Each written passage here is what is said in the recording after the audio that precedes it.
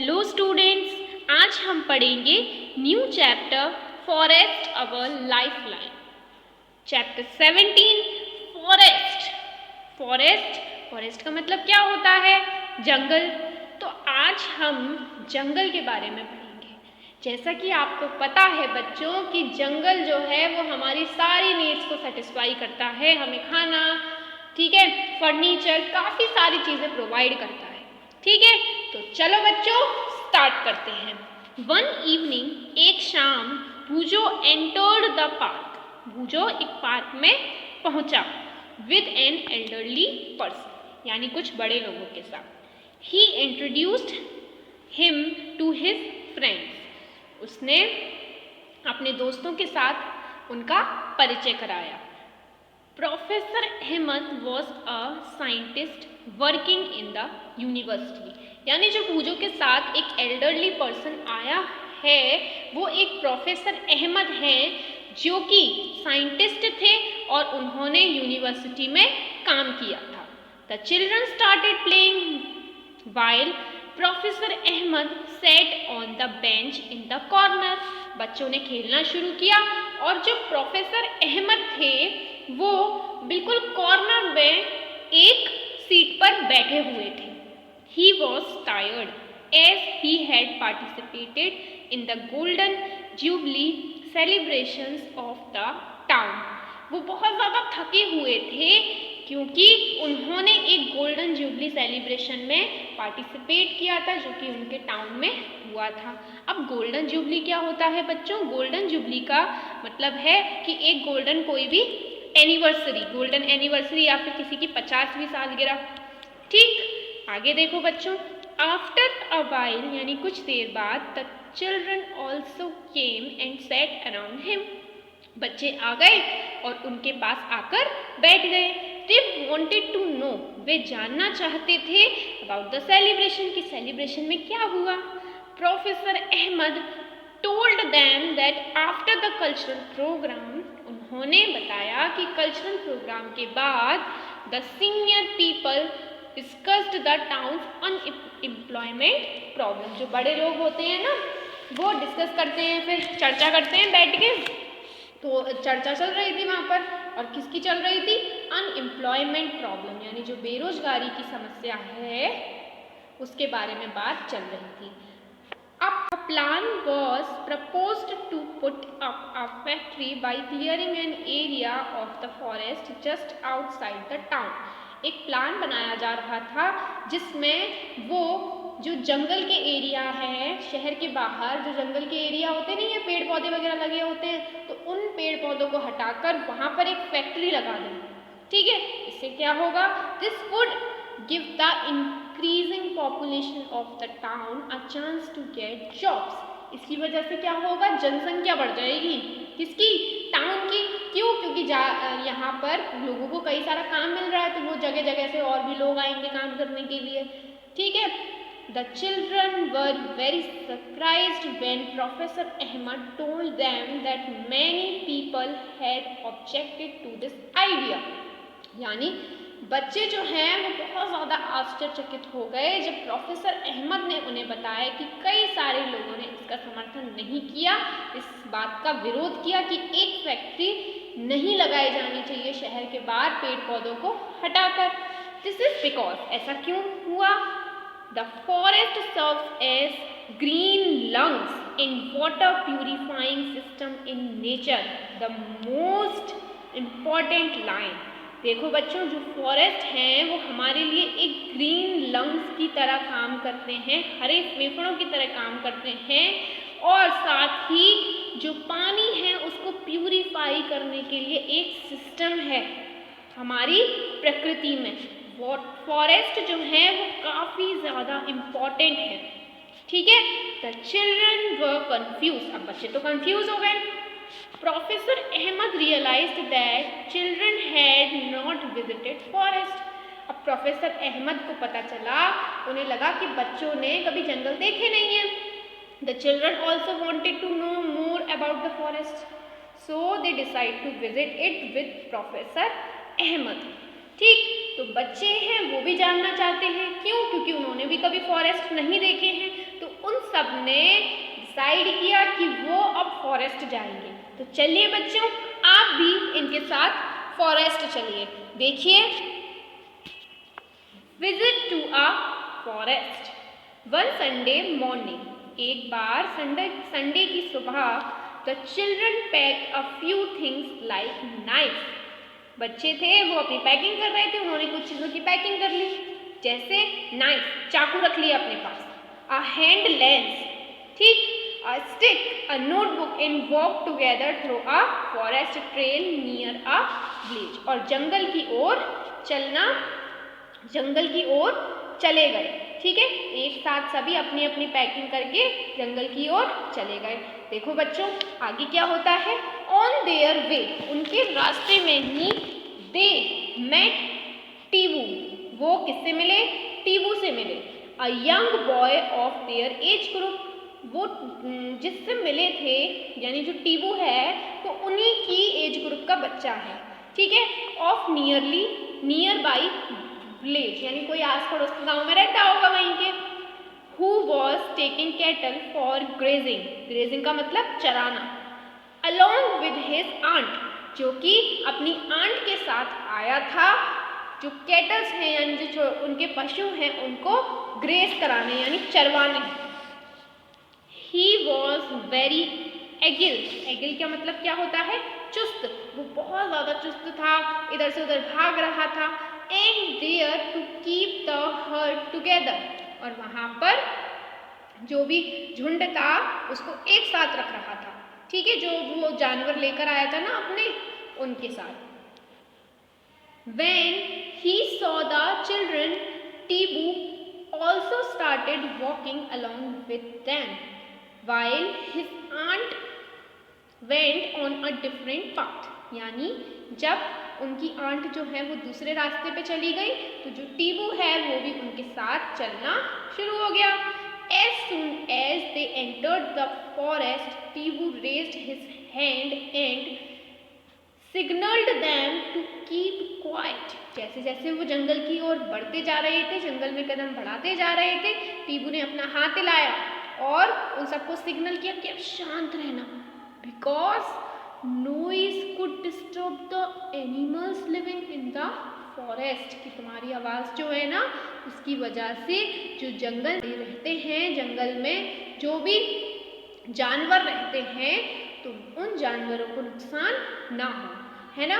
वो बिल्कुल शांति से अंदर जाने।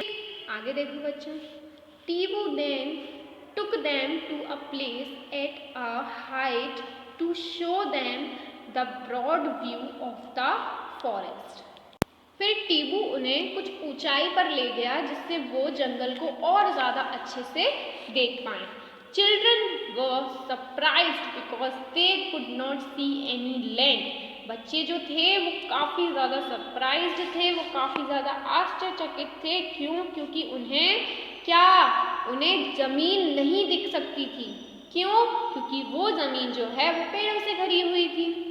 The different tree tops had formed green cover over the land. जो पेड़ के ऊपर वाला जो हिस्सा है ना, हरा भरा, तो जब वो ऊंचाई से देख रहे थे तो जो पूरी जमीन थी वो ऊपर पेड़ के ऊपर वाले हिस्से से कवर्ड हो गई थी, यानी वो उसकी वजह से उसे जमीन नहीं दिख रही थी। However, the cover was not uniformly green. लेकिन जो कवरिंग थी वो पूरी तरह से ग्रीन नहीं थी। The environment was peaceful and cool breeze was blowing. और जो वहाँ का वातावरण था वो काफ़ी ज़्यादा शांत था और ठंडी ठंडी हवा चल रही थी। This made children quite fresh and happy. इसकी वजह से जो बच्चे थे वो काफ़ी ज़्यादा ताज़ा और खुश महसूस कर रहे थे। बच्चों, आपको भी कभी मौका मिले तो आप भी अपने किसी एल्डर पर्सन के साथ जंगल में ज़रूर जाइएगा। एक बहुत अलग सा आपको फील आएगा, कुछ नेचर के साथ कनेक्टिविटी महसूस होगी। बट बच्चों, जो एनिमल्स हैं उनसे आप केयरफुल रहिएगा, ठीक है। तो चलो आगे देखो।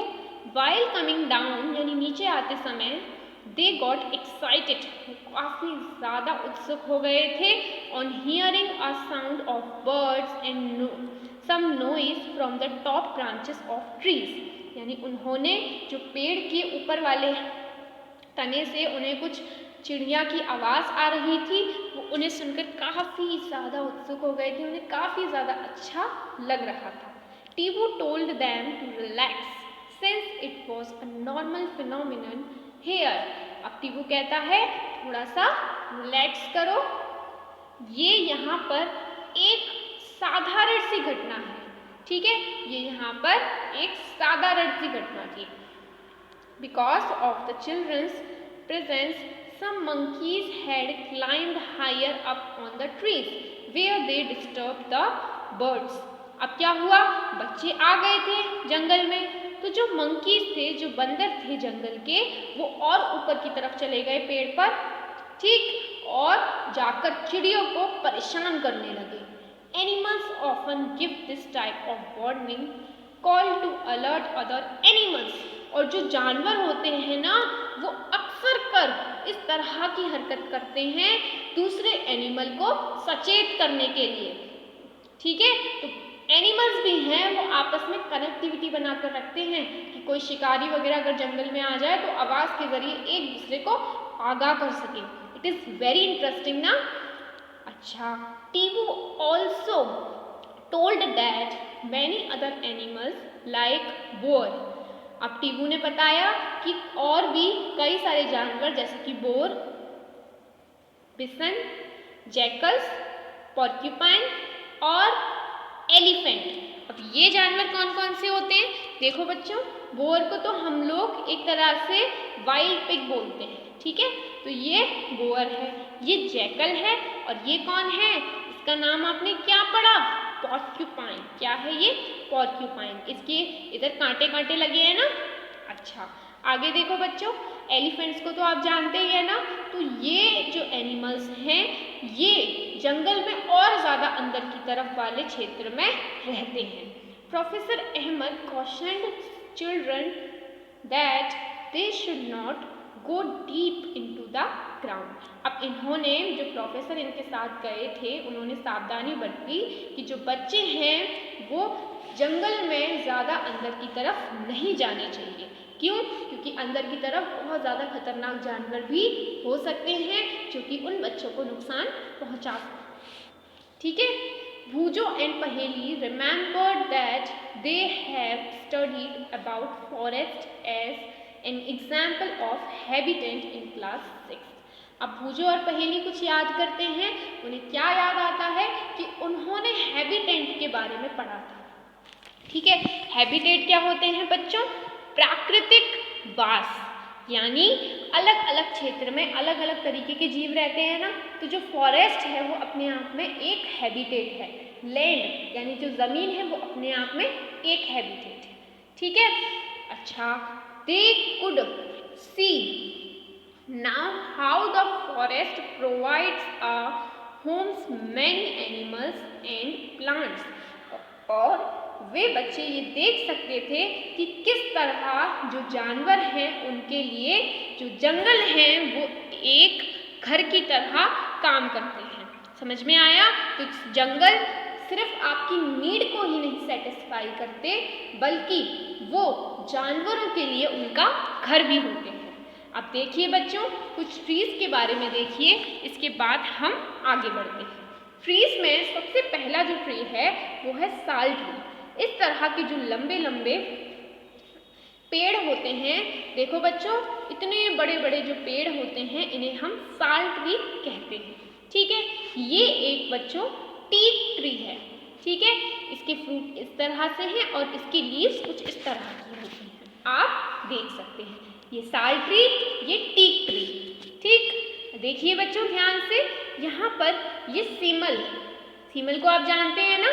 अच्छा, ये सेमल का है, सेमल ट्री है और इसके फूल कुछ इस तरह के होते हैं, ठीक। ये आपकी बुक में भी इमेजेस दे रखी हैं। ये शीशम का पेड़ है। किसका पेड़ है? शीशम का पेड़ है। इसकी पत्तियां देखो बच्चों, ये कुछ इस शेप की होती हैं। अब आप कभी शीशम का पेड़ देखें तो आप उनकी पत्तियां पहचान सकते हैं। देखिए इनकी पत्तियों की शेप कुछ इस तरह की होगी और ये पूरा शीशम का पेड़ है। आगे देखिए बच्चों, ये नीम का पेड़ है। ये जब आप दूर से देखेंगे ना नीम के पेड़ को तो वो ऐसा दिखेगा, और जब आप उसे पास से देखेंगे ना तो आपको उसकी पत्तियां कुछ इस तरह की दिखेंगी। ठीक है, तो अब आप कभी नीम का पेड़ देखें तो आप उसकी लीव्स देख के पहचान सकते हैं ना कि ये किसके पेड़ की लीफ है, ये नीम के पेड़ की लीफ। ठीक है, अब देखिए आगे, ये पलाश का पत्ता है। किसका पत्ता है? पलाश का पत्ता। और ये उसके फ्लावर है, ये पलाश का पत्ता। ये फिज का पेड़ है। अंजीर आपने सुना है ना, फिज, फिज का मतलब क्या होता है? अंजीर। ये एक फ्रूट होता है। कौन सा फ्रूट होता है? ड्राई फ्रूट, जिसे खाते हैं ना, तो ये भी पेड़ पर उगता है। इसके पेड़ के पत्ते देखिए कुछ इस तरह से होते हैं। आगे देखिए बच्चों, आंवला का पेड़ है। ये आंवला और ये खैर। ठीक है, आगे देखो बच्चों, ये लास्ट में जो ट्री बचा वो है बैम्बू ट्री। जो बैम्बू ट्री है बच्चों, उसकी जो बैम्बू की जो लकड़ियाँ होती हैं उनका इस्तेमाल काफ़ी ज़्यादा किया जाता है। आपने बैम्बू की लकड़ियाँ देखी हैं? देखिए कुछ इस तरह की होती हैं। तो आपने आज ट्रीज के बारे में काफ़ी कुछ देखा है ना। तो चलो अब आगे देखते हैं। The land where the children were walking was uneven and covered with many trees. जो ज़मीन थी जिसमें बच्चे चल रहे थे वो बहुत अलग सी थी बच्चों। वो एक समान नहीं थी, ऊंची नीची थी, वहाँ पर पेड़ थे कई सारे। टीबू helped them to identify साल, टीक, सीमल, शीशम, नीम, पलाश, फिज, खैर, आंवला और लास्ट में बैम्बू और ये कचनर। कचनर क्या होता है बच्चों? कचनर जो है वो हम कौन से ट्री को बोलते हैं? ऑर्चिड को। ठीक है, जो ऑर्चिड ट्री होता है उसको हम कचनर बोलते हैं।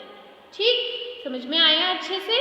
आगे देखो, professor Ahmed pointed out that there are several other trees, shrubs, herbs and grasses in the forest. उन्होंने कुछ और तरीके के पेड़ देखे जैसे कि shrubs. shrubs बच्चों जो छोटे छोटे पौधे होते हैं, जो प्लांट्स वगैरह हैं उनकी बात कर रहे हैं, shrubs, herbs, और जो ज़मीन पर grasses हैं फॉरेस्ट में वो। The forest floor and trees were also covered with different types of creepers and climbers. और जो फॉरेस्ट है उसमें कुछ और भी ट्रीज हैं जैसे कि अलग अलग तरीके के क्रीपर्स, क्लाइंबर्स। क्रीपर्स का मतलब क्या होता है? जो ज़मीन पर ही रहते हैं, ऐसे प्लांट, ऐसे ट्रीज। और क्लाइंबर जिन्हें किसी का सहारा चाहिए होता है, वो किसी डंडे के सहारे ऐसे उगते हैं। The sun was barely visible. Barely का मतलब क्या होता है? मुश्किल से।